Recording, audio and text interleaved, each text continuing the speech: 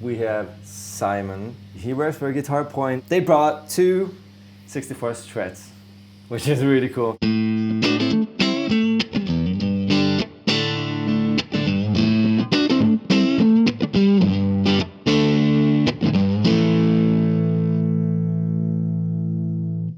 Hi everyone, Chris here. Welcome to the Thomann YouTube channel. We have Simon here. Hi Simon. Hi Chris. Thanks for joining us.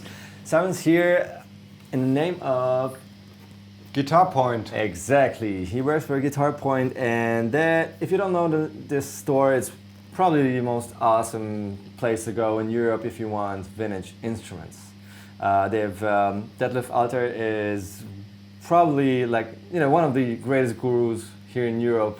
Who knows everything about what's real, what's fake, which guitar is refinished, or which parts were being changed, or which is original, and so on. So many people go there, buy their stuff, whether if it's a huge musician or private collectors. Yeah. So they brought two 64 Strats, which is really cool. This one was made in June '64. Okay. And this one was made in August. I mean, you can tell because those 2 months definitely abused. All the wear. Yeah. The first 2 months are really rough. Yeah, it's like always. The first 2 months are the roughest. Yeah, we have two 64 Strats, but both are slightly different. If you compare that, you've got the old spaghetti style logo. Which is still like what they started in the 50s. Yeah, right. It's exactly the same. And that's a transition logo, the so-called transition logo. So they used it from mid to late '64. I mean, you never can really tell because the books say, well, it started from '64. It's not that they finished everything, threw everything away on 31st, and then it started again. So they all vary, but both guitars have all the famous pre-CBS features. I mean, instead of this logo maybe. But, it's still a Brazilian rosewood fingerboard. It's still clay dots, it's still the not a slapboard, of course. Not the but slapboard, a round board, which you can probably tell if you zoom in, Phil. It's really cool. It really looks like a laminate. Yeah, it's really like what would this be, like 3 millimeter? Yeah, something like that. Something like this. Yeah. The slapboard was flat on the bottom, so they used it from mid '59 till mid '62. Okay. So it's a short period with the slapboard, and then they started to curve the neck and then put the curved fretboard on the neck. These are gray bottom and these are black bottom pickups. Okay. So this is kind of, I mean, they sound the same. Actually, I would say they sound the same, but the black bottom pickups are more looked after because that's the early pickups, that's the first pickups, and so this change of the pickups happened in '64 as well. So it's a lot of things going on that year. Right? It's a transition from the typical Strat you associate. I mean, all these features you associate with the pre-CBS, the early Stratocasters, so many features changed in late '64, '65. I mean, the Sunburst is something we have to mention because it changed also in this year. In the past, they used yellow dye, and then they used paint for the red and the black or the brown. It turned black earlier '60s, and later in '64 they used yellow paint because then they could use different wood with some different mineral streaks and stuff like that. So you have to pay attention to grain, exactly, looks and everything. Yeah. Okay. So this is still the old finish. Yeah. What would you say? Is it here a stained yellow center? I think it's stained. It's not the newer way to paint it. It's still the old one. Okay. Yeah. They've got the Greenguard. That's something. I mean, it's actually very expensive to buy an old Pickguard, which is called Greenguard because it was kind of an issue with the material because it's also celluloid. It's not plastic, and it kind of melted with the black. It's white, white, and so these were actually white in the beginning. Yeah, in the beginning, and then they turned turned green. Yeah, very soon. That's why. And this is kind of still mint, the Pickguard, and Yeah. this one is very worn. You can even see the plaque through this. That's so Yeah. great. Oh wow. So another Okay. detail. So that's here then. Okay, yeah, the sound is, Yeah. even though, wood is same, of Yeah. course, other, and you have the same or very similar Yeah. pickups still. 64 Fender pickups. Yeah, That's it's it. still a huge difference. So let's Yeah. go even through between these two. Yeah, exactly. And then of course the Custom Shop, which Yeah. is a new guitar with new wood and new hand-wire pickups. So let's go through the sounds. These have of course a three-way toggle, so I have to play with them to get them into the in-between sounds of positions, 2 and 4. yeah. So let's just hear. By the way, we're using a 66 super reverb. Why not? It's there. It's there.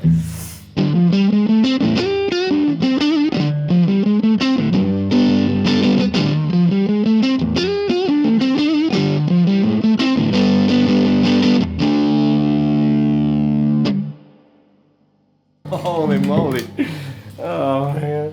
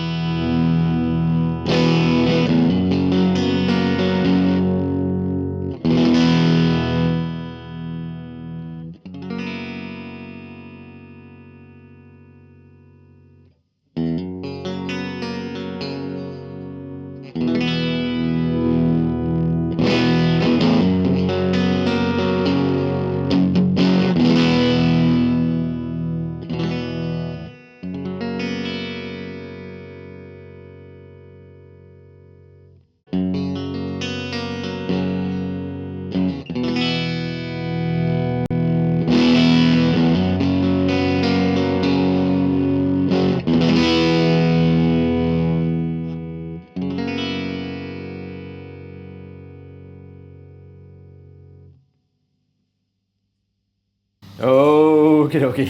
What are your impressions? They all sound different, I think. Yeah, I yeah. mean, Totally I different. think you always have to consider that the custom shop guitar is like 10% the price of Yeah. the original. Or What yeah, are we no, talking about? It's not 10%. I mean, It's like it's a bit more. Around 3.5 Okay. thousand, maybe 4,000 for Yeah, a team built yeah, right, guitar, okay. and these are. These are like 23, 24. Yeah. Okay. So it's a bit more than 10%. If you want to play live and you want to, you want to have an easy Yeah. time having a really nice sounding instrument, it's not a bad choice. I think the Custom Shop is doing great reissues. Yeah. Now I think the craftsmanship, the quality is better than it was ever. Like, maybe like since the late 60s, I don't know, since the 70s. Yeah. And they use great materials, great wood.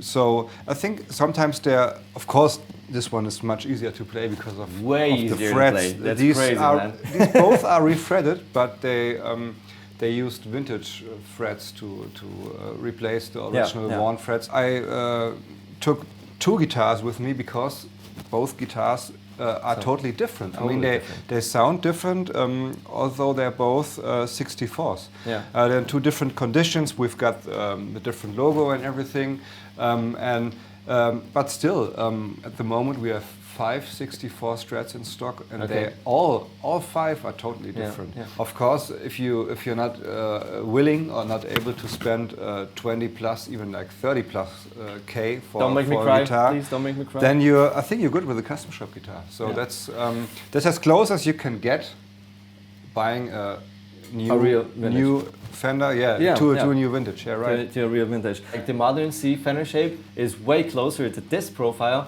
than most of the Custom Shop neck profiles. That's a 60s profile on this guitar, and but it's chunky. Yeah, it's chunky. I mean, that's huge, like that's something you figure out when you learn about vintage guitars and when you play a couple that.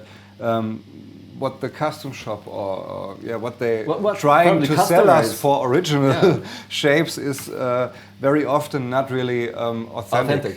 So they're much thinner. And what's even more interesting, because modern guitars do have more presence and kind of more open or maybe even more harsh sounding, depending on which guitar you have. Yeah. We did another video on the super reverbs. We have the original 66 one, what we played in this video, and we have the reissue on the 65, what you can buy, at Thomann, for example, and compare those 2 amps. And the old one has more presence, which makes sense with an old guitar that sounds sweeter and less top-endy. The new one has way more mid-range, so having a modern guitar with more presence makes a lot of sense because it fits well together. Because, they're from the same era, our current, age. I mean, and that's something I've learned today. All right, guys, thank you very much for watching. Thanks a lot, Simon. This was so much fun. Check out Guitar Point. They have an awesome YouTube. Guitarpoint.com, Exactly. Really cool YouTube channel. They have their website. They have stupidly awesome stuff in stock, and cool videos with Joe Bonamassa, Bernie Manson, and so on and so on. Really cool stuff. Check them out. Cheers, guys. Bye. Don't forget to subscribe.